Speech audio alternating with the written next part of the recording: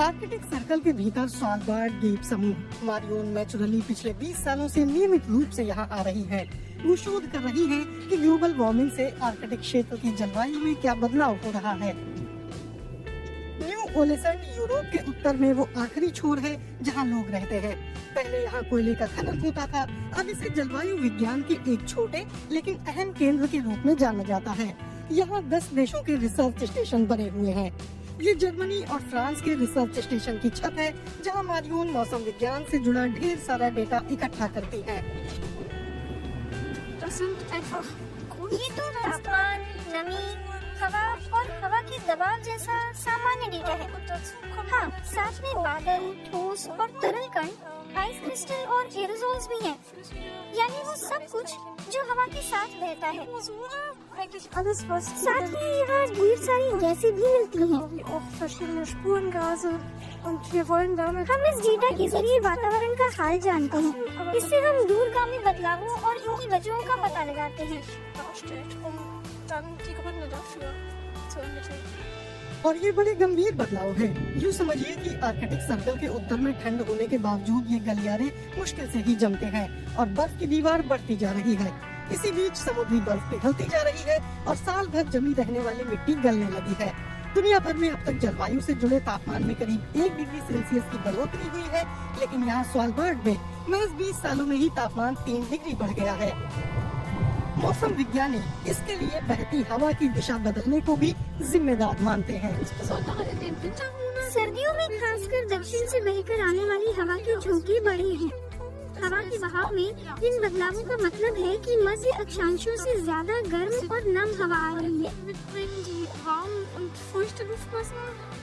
इसका यहाँ बनने वाले बादलों और बारिश पर असर पड़ा है और इसी से स्थानीय जलवायु भी प्रभावित हुई है।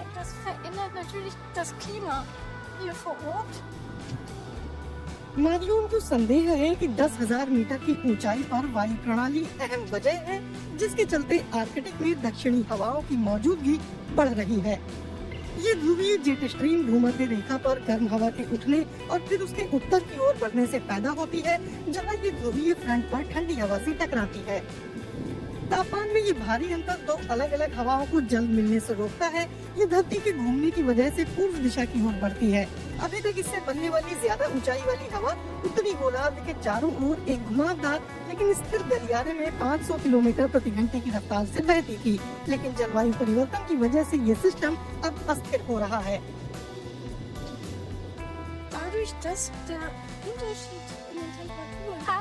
और मध्य अक्षांशों के बीच तापमान में अंतर घटने का हवा के बहाव पर असर पड़ता है। इसमें तेज रफ्तार वाली जेट स्ट्रीम भी शामिल है, जो अक्षांशों के समानांतर बहती है। अब चूंकि हवा में उतनी तीव्रता नहीं है, तो जाहिर है कि हवा का हाई वेलोसिटी बैंड प्रभावित होता है। मैं गुब्बारे को गैस से भर दूंगी। पर्यावरणीय इंजीनियर सीए के रेडर ने इस स्टेशन पर शोध करते हुए 1 साल बिताया है। उनका काम अहम है और अंतर्राष्ट्रीय परियोजना का हिस्सा भी। इन बदलावों में अपनी भूमिका निभाने वाले सभी वैश्विक अंतर संबंधों को समझने के लिए तुलनात्मक डेटा की जरूरत होती है। तो अलग अलग प्रोजेक्ट में जुटे लोग एक ही किस्म की जांचें करते हैं। दुनिया भर में शोधकर्ता रोजाना एक ही समय पर गुब्बारे छोड़ते हैं। जांच कर रहे उपकरण डेटा को रेडियो तरंगों के जरिए स्टेशनों तक भेजते हैं। ये मेरे लिए बहुत अहम है, क्योंकि 30 किलोमीटर की ऊंचाई पर कुछ मापने के लिए यही एक इकलौता जरिया है। और हाइट रेजोल्यूशन भी बहुत ज्यादा है। गुब्बारा हर सेकंड 5 मीटर ऊपर जाता है और हर 1 सेकंड 1 माप लेता है, यानी हर 5 मीटर पर। कोई और उपकरण ऐसा नहीं कर सकता। मारियोन के शोध से धीमी बहने वाली नई ध्रुवीय जेट स्ट्रीम के नतीजों की समझ बेहतर हुई है। स्पीड घटने के बाद जेट स्ट्रीम की भौगोलिक स्थिरता भी घटी है। अब ये दुनिया भर में एक ही दिशा में बहने के बजाय लहरा रही है। इससे लूप बन जाते हैं, जिससे ठंडी और गर्म हवा के बीच मौसम में बदलाव हो जाता है। छोटे लूप दुनिया भर में कम और ज्यादा दबाव वाले इलाकों को प्रभावित करते हैं।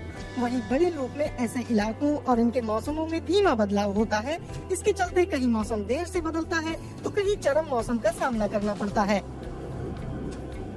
लंबे समय तक रहने वाले हाई प्रेशर फ्रंट की वजह से सूखा पड़ सकता है, वहीं लो प्रेशर की वजह से भारी बारिश हो सकती है।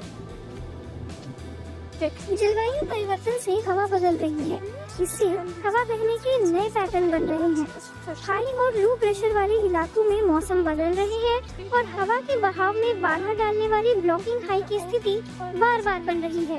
हम ये भी देख रहे हैं कि हवा गर्म और नम हवा को आर्कटिक में ऊंचाई पर ले जा रही है, जिससे यहाँ भी गर्मी बढ़ रही है। गर्मी बढ़ने से बर्फीली मिट्टी पिघलने की रफ्तार तेज हो जाती है। इससे और ज्यादा ग्रीन हाउस गैसें निकलती हैं। यही चीज कार्बन डाइऑक्साइड के उत्सर्जन के डेटा में भी देखने को मिली, जो आज पीए के रेडर के छोड़े उपकरण में दर्ज की गई है। ध्रुवीय समुद्री बर्फ और ग्लेशियरों का पिघलना लगातार तेज हो रहा है। इससे हम वैश्विक तापमान को ठंडा रखने का सिस्टम खो रहे हैं। जहां हल्के रंग की बर्फ सूरज की ज्यादातर किरणों को परावर्तित कर देती है, वहीं बिना बर्फ वाला समुद्र ज्यादातर गर्मी सोख लेता है। जलवायु परिवर्तन की जो भी वजहें हैं, उनमें हवा के बहाव में हो रहा बदलाव भी बेहद अहम कारण है।